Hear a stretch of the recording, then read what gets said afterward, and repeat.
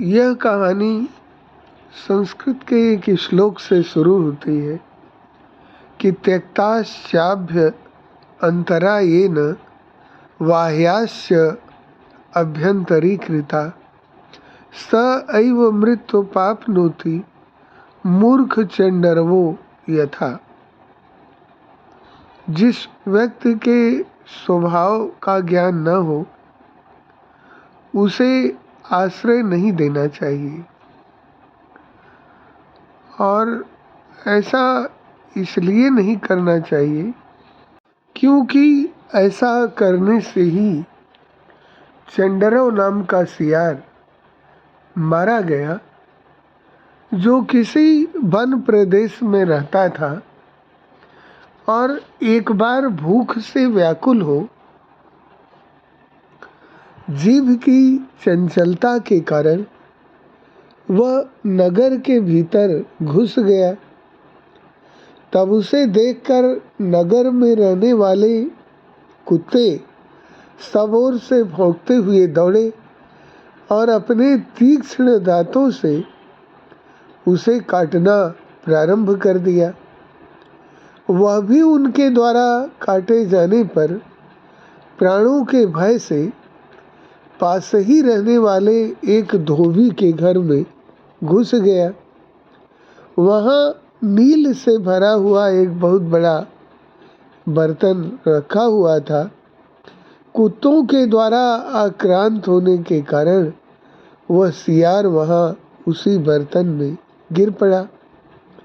इसके बाद जब वह उसमें से निकला तो नीले रंग का हो गया। तब वे कुत्ते भी उसे सियार न समझकर अपने अपने अभीष्ट स्थानों पर चले गए। चंडरव भी बहुत दूर आकर फिर वन की ओर चल पड़ा। नीलवर्ण कभी भी अपना रंग नहीं छोड़ता, कहा भी गया है, क्योंकि वज्रलेपस्य मूर्खस्य नारी नाम कर्कटस्य च एको ग्रहस्तु मीना नाम नीली मध्य पयोरपि। वज्रलेप मूर्ख, स्त्री, केकड़ा, मछली, नीला वर्ण और नशा करने वालों की एक ही अवस्था होती है।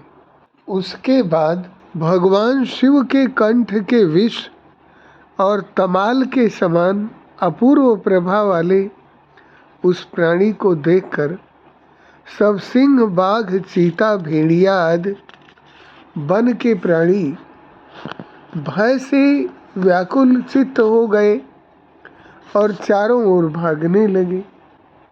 कहने लगे, हम लोग इसके स्वभाव को और पराक्रम को नहीं जानते, इसलिए बहुत दूर चले जाते हैं, क्योंकि कहा भी गया है कि न यस्य च स्थितं विद्यान्न कुलं न पराक्रमः न यस्य विश्वसेत् प्राज्ञो यदि क्षेत्रीय मात्मन। जिसके स्वभाव, कुल और पराक्रम की जानकारी न हो, मंगलाभिलाषी विद्वान को उसका विश्वास नहीं करना चाहिए। चंडरव ने भी उन्हें भय से व्याकुल हुआ जानकर कहा, अरे अरे स्वापदो, तुम मुझको देखने मात्र से ही क्यों भयभीत होकर भाग रहे हो? डरो मत। आज ब्रह्मा ने स्वयं ही मेरा निर्माण कर कहा है कि पशुओं का कोई राजा नहीं है, अतः मैं सब पशुओं के स्वामी के रूप में तुम्हारा अभिषेक करता हूँ। तुम्हारा नाम कुकुद्दुम है, इसलिए पृथ्वी पर जाकर उन सभी का पालन पोषण करो। इसीलिए मैं यहाँ आया हूँ, अतः मेरी छत्र छाया में ही सभी पशुओं को रहना चाहिए।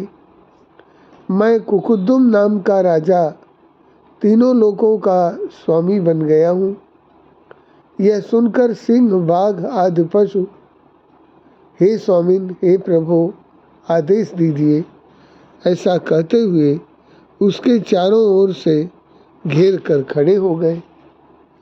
इसके बाद उसने सिंह को मंत्री का पद दिया, व्याघ्र को शैया पालक बनाया, चीते को तांबूल का अधिकार दिया और भेड़िए को द्वारपाल बनाया। जो उसके अपने आत्मीय सियार थे, उनके साथ तो वह बात भी नहीं करता था। सभी सियारों को उसने अर्धचंद्र देकर बाहर निकलवा दिया। इस प्रकार वह सभी राजाओं पर राज करने लगा और जंगल के सिंह आदि सभी जानवर शिकार करके राजा के सामने डाल देते और वह भी उन सभी को बांट कर देता था। इस प्रकार समय बीतने पर एक दिन सभा में बैठे हुए उसने दूर देश से हुआ हुआ शब्द करते हुए सियारों के झुंड का कोलाहल सुना। उस शब्द को सुनकर उसका शरीर पुलकित हो उठा और आनंद से उसके नेत्र अश्रुपूर्ण हो गए। उठकर ऊंचे स्वर में चिल्लाना प्रारंभ कर दिया। तब वे सिंह आदि पशु उसके ऊंचे स्वर को सुनकर यह सियार है ऐसा समझ गए और लज्जा के कारण मुख नीचा करके एक क्षण ठहर कर आपस में कहने लगे, अरे, इस नीच सियार ने हमसे सेवक का कार्य कराया, अतः इसे मार डालो। सियार ने भी यह सुनकर जैसे ही उस स्थान से भागना चाहा, वैसे ही सिंह आदि जानवरों ने उसे मारकर टुकड़े टुकड़े कर दिया और वह मर गया। इसलिए कहा गया है कि त्यक्तास्याभ्यंतरा येन बाह्यास्याभ्यंतरी कृता स एव मृत्यु प्राप्नोति मूर्खश्चंडरवो यथा। अर्थात जो आत्मीय लोगों को छोड़कर बाहरी लोगों से आत्मीयता रखता है, वह अंततः मृत्यु को ही प्राप्त हो जाता है, जैसे चंडरव मृत्यु को प्राप्त हुआ।